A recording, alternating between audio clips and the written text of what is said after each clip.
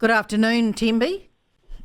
Hello, Tina. How are you? I'm very, very good. And look, thank you very much for making a little bit of time for us. But I just thought in terms of what is happening globally right at the moment, it'd be quite useful to talk to you around Ukraine.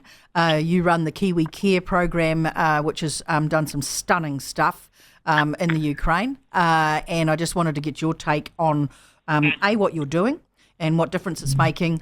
What the situation is like on the ground in Ukraine, and what this announcement by Trump in the last 24 hours is going to mean. Well, Tina, there's just so much to unpick here with what Trump's done in this first month of the presidency. But I will begin by saying that, security and stability are closely linked to economic prosperity.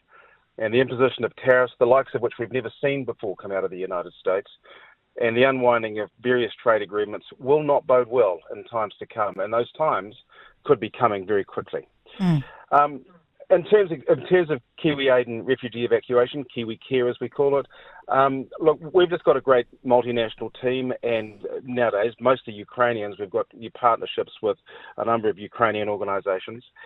And, what have we, highlights, I guess, what have we done? We've done over 2,300 evacuations and hospital transfers.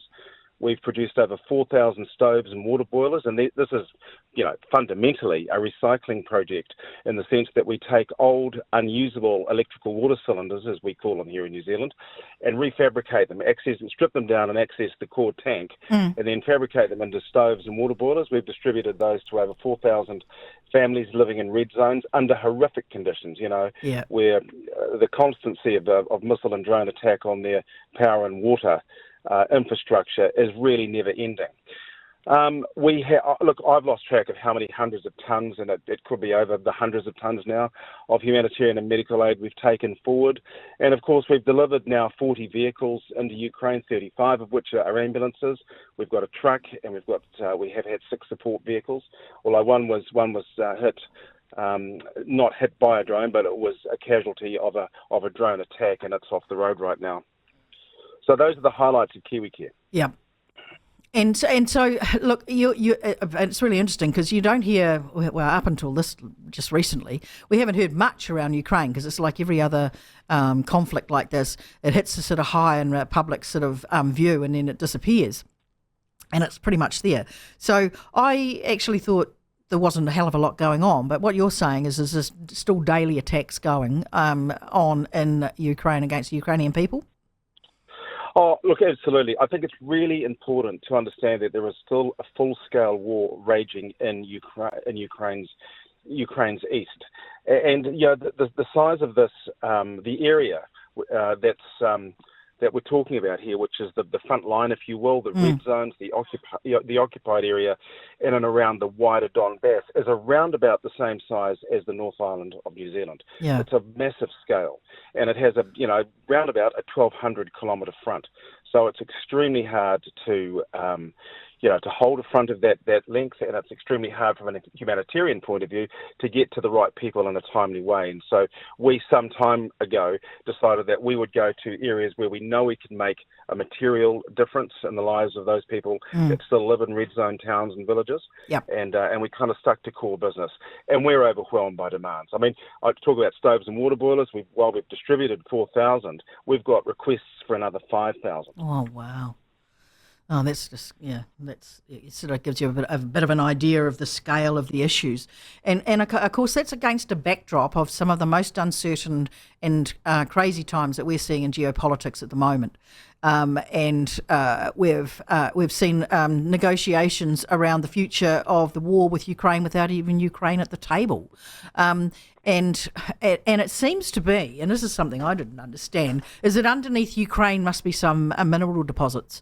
And something that other governments are looking for.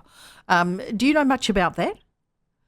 Well, look, what I will say about Ukraine is, to the untrained eye, it's one big, beautiful market garden.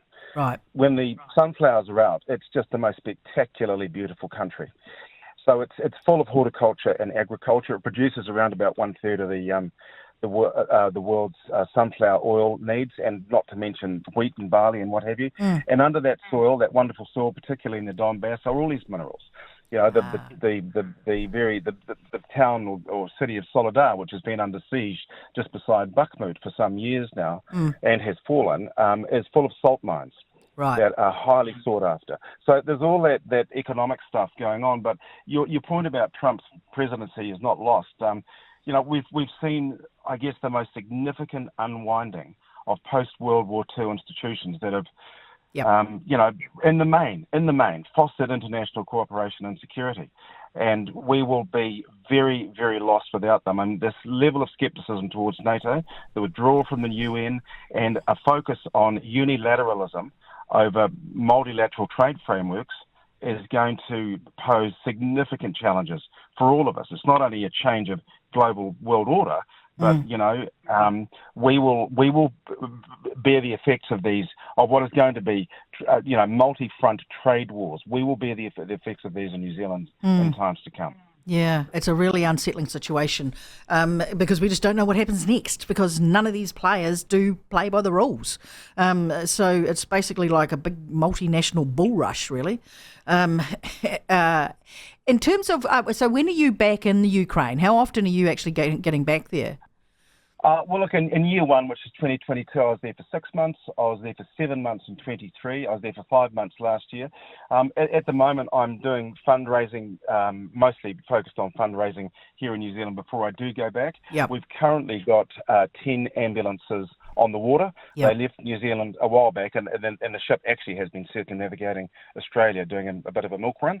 But we expect it to leave Fremantle, which is where it is currently, fairly soon, to make its way up to Asia, where they'll be de-shipped, and then we have to wait for a second ship between that Asian...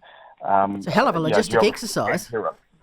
Oh, yeah, look, it takes a while, but economically it makes perfect sense. I mean, we can land a decommissioned...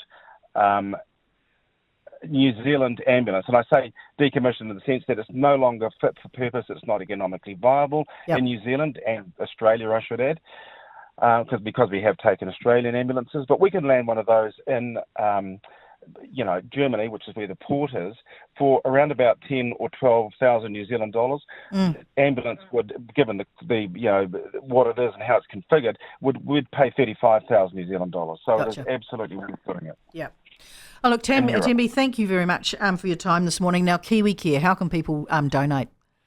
Oh, thanks, Tina. Well, look, we've got to give a little page simply called Kiwi Aid and Refugee Evacuation, Kiwi Care, or directly on our website, kiwicareukraine.co.nz. Yep. And I will say, if I may, that we are truly grateful to the many, many thousands of New Zealanders, private New Zealanders, and New Zealand institutions and organisations that have supported us coming up to 3 years. And I can't believe I'm saying that, but on the 24th of, next week, on the 24th of February, it will be 3 years. This is the third anniversary of this illegal and horrific full-scale war. We're very grateful for all the support we've had.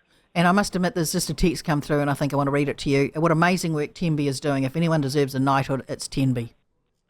Yeah, chances of that is a snowball's chance in hell. I'm a little bit gobby with the current government. But anyway,